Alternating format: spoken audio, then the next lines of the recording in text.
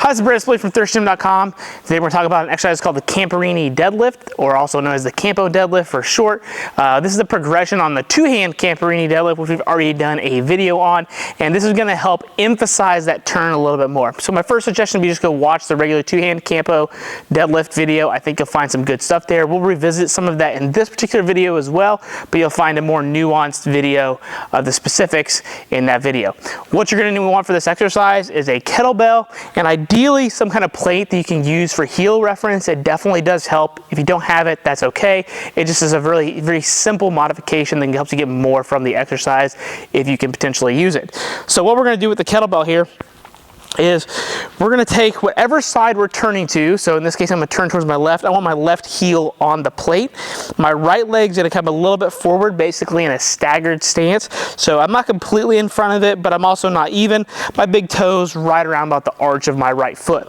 Now, if I'm turning towards my left, the first thing I want to do with this Camporini Deadlift is have the weight in my right hand. So by having the weight here, my body naturally starts to turn this way away from the weight. So if I'm trying to improve my ability to turn left, if somebody happens to be turning right because of PRI-based principles and they're really overextended and kind of facing this way, holding something in the right hand is going to go a long way to shift this back this way. Now what I'm going to do is I'm going to have a slight tuck, so make sure my back is relaxed. I don't want to be extended, but I also don't want to be rounded. It's a good quality neutral stance here. Kind of make sure I can feel my left heel, my left big toe. Want to make sure that our toes and our foot here can still maintain contact with the ground. We don't want to roll our foot, okay? So that's going to be the hardest part of this exercise. When somebody's really bound up in their hips, they're first going to want to kind of roll their foot and turn their knee out this way to be able to make that range of motion, but we want to make sure these stay relatively straight in front of us. Then what I'm going to do, big inhale in, and as I exhale, I'm going to take this kettlebell and I'm going to let it swing out in front of me a little bit. I'm going to let it continue to turn me. I'm going to take my left hip, push it backwards, make sure I feel that stretch here, and I'm going to use my left hip to bring myself forward. So here,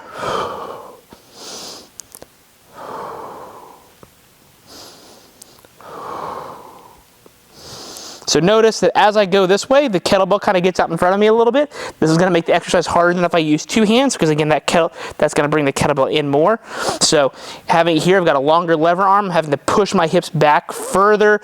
I'm feeling my big toe. My knee still staying relatively forward. It's pointing out just a tad, but it's relatively forward. It's not like this, okay? I'm still making sure I feel my inner part of my left foot. As I'm exhaling, I want to make sure I feel a stretch in my left hip. You may even feel some left inner thigh. Definitely totally normal. And then what you're going to use, take that left glute, squeeze it forward, and then turn yourself back towards the right, okay? So this is kind of a good catch-all exercise. There's some mobility pieces, there's some movement pieces. You can even get some hip strengthening pieces. You can use it as a warm-up, you can use it as a filler. Lots of great things here from this exercise. My suggestion would be figure out what your clients need from it from the first and foremost. If you're a big, strong power lifter, this might be a great thing to implement as part of your warm-up, especially if you've got some nagging left low back pain or left hip issues and none on your right. Chances are you're turning towards the right, and this Campo Deadlift is going to be a great way to help you turn towards the left, okay? Now, obviously, the same thing can happen if you are turned to the left. You may need to go to the right. That's not usually as common, but can definitely happen. But that would be another thing. Or if you're working with just a regular personal training client and you're really trying to focus on teaching a good quality single leg hinge, as well as implement that turn so that they stay good and square, rather than start somebody off with like an RDL and the next thing you know, they're kind of turning like this. This is going to help make sure they can keep all that weight on their left hip in this case, and then also still hinge well. So there's some really good teaching things here as well. So it's kind of a good exercise. You could really just put it about anywhere depending upon if your client needs to learn how to implement that turn. So when it comes to recommending this exercise, usually what we do is about 8 to 12 reps on the side that's needed. Sometimes we'll even have it on the other side as well, as long as we can make sure everything stays good.